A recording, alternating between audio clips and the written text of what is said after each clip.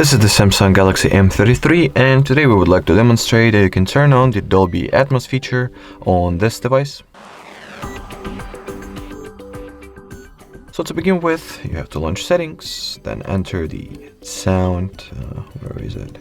So sounds and vibration category, then go for the sound quality and effects.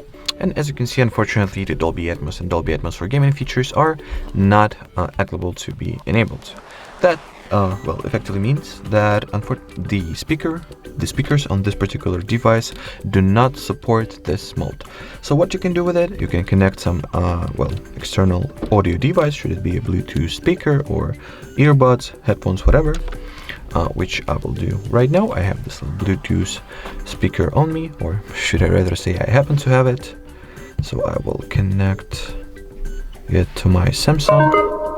As you could have just heard, connection has been successful, and now those switches are available to me and I can enable them like so. Alrighty, so that would be it for this video. Thanks for watching, thanks for your attention, and bye bye.